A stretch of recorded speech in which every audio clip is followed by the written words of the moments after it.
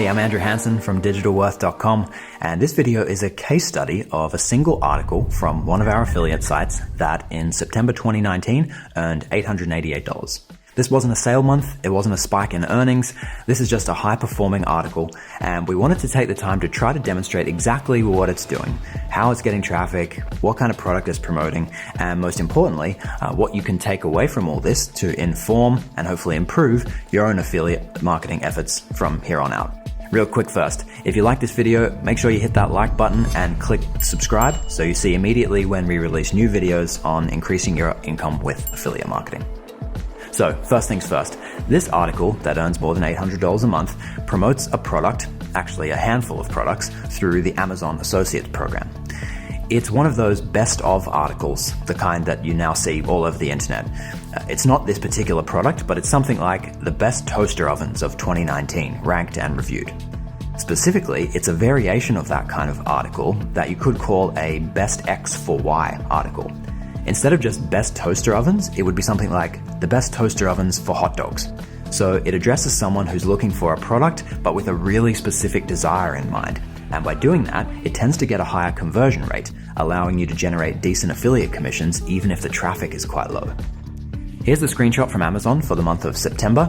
I've got the tracking ID for this particular article selected, and it's showing that in the month, the total commissions were $888.38. The first interesting question to ask about this article is, how many affiliate clicks did that take? How many people did we have to send to Amazon to generate $888?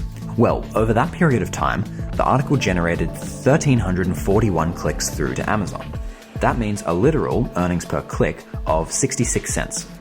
Now, for affiliates generally, that's not a spectacular EPC, but it's decent, and it shows that you don't even need a particularly high EPC to earn well if you have some of the other pieces of the puzzle nicely in place.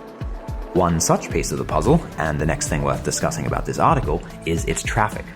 How much traffic does it take for an article to earn $888 in a month?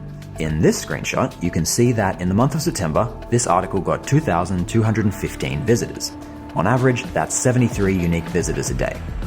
Nearly all of that traffic is from organic search and from targeted keywords that are tightly related to the topic of this article. Comparing the numbers for traffic and affiliate clicks, we can see that the affiliate click-through rate for this article was 60.5%. We usually aim for a click-through rate of 40% on our affiliate links for this type of article, so that was quite a standout result. What's instructive about this picture so far is the fact that you don't need to get all of the pieces of the puzzle right to earn good money as an affiliate. In this case, our earnings per click was pretty average, even low, and the traffic wasn't spectacular either, but because it was the right kind of traffic and the content was really high quality, we could perform above average on affiliate click-throughs, and that was enough to make this article a high performer. Okay, last up, you might be thinking about the keywords this article had to rank for in order to get that amount of organic traffic.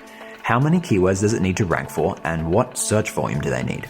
Well, in this screenshot, you can see that this article ranks somewhere in the top 100 organic results for 467 keywords.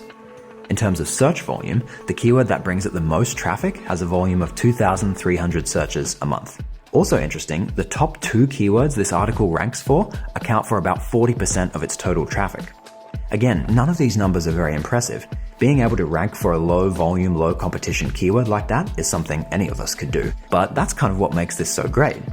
One of the big takeaways here is the importance of doing really well at the fundamental parts of the process, like keyword research and quality content creation.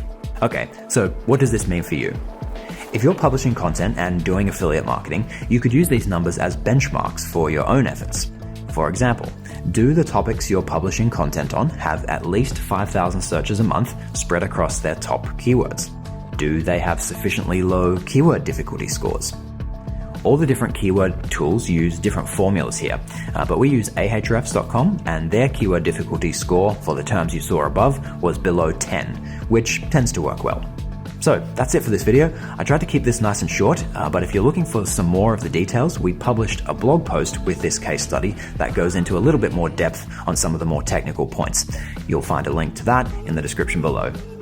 I hope you found this video helpful, and happy affiliate marketing.